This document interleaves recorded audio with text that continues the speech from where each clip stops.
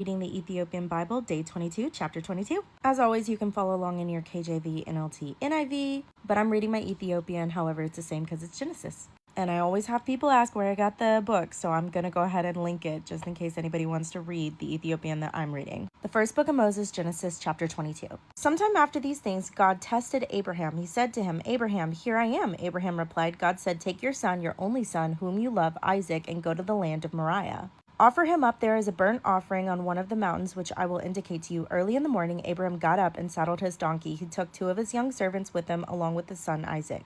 When he had cut the wood for the burnt offering, he started out for the place God had spoken to him about. On the 3rd day, Abraham caught sight of the place in the distance. So he said to his servants, "You two stay here with the donkey, while I and the boy go up there. We will worship and then return to you." Abraham took the wood for the burnt offering and put it on his son Isaac. Then he took the fire and the knife in his hand, and the 2 of them walked together. Isaac said to his father, "My father, what is it, my son?" He said. "Here is the fire and the wood," Isaac said, "but where is the lamb for the burnt offering?" "God will provide for himself the lamb for the burnt offering, my son," Abraham replied. The 2 of them continued on together. When they came to a place God had told him about, Abraham built an altar there and arranged the wood on it. Next, he tied up his son Isaac and placed him on the altar on top of the wood. Then Abraham reached out his hand, took the knife, and prepared to slaughter his son. But Yahweh's angel called to him from heaven, "Abraham, Abraham, here I am." He answered, "Do not harm the boy." The angel said, "Do not do anything to him, for now I know that you fear God, because you did not withhold your son, your only son, from me." Abraham looked up and saw behind him a ram caught in the bushes by its horns. So he went over and caught the ram and offered it up as a burnt offering instead of his son. And Abraham called the name of that place Yahweh Provides. It is said to this day, "In the mountain of Yahweh provision will be made."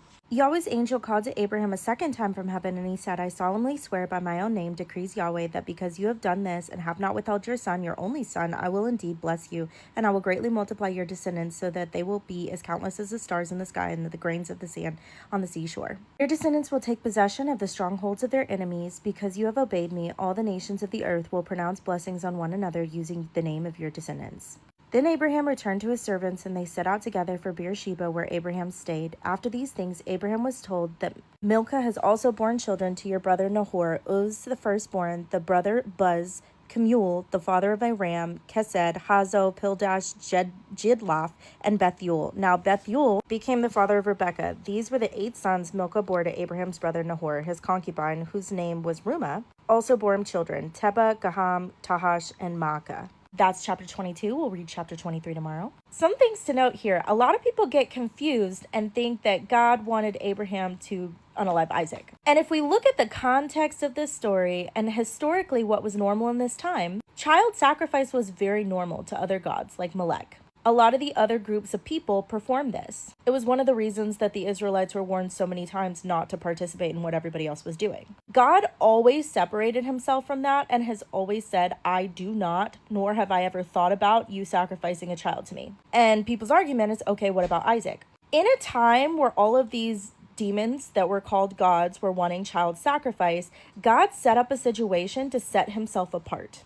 And in doing this, he also tested Abraham's heart and his faithfulness. Abraham believed no matter what, because God had already made a promise about him through Isaac, that God was going to bring Isaac back one way or another. So if he wanted him to slaughter him, he was going to bring him back.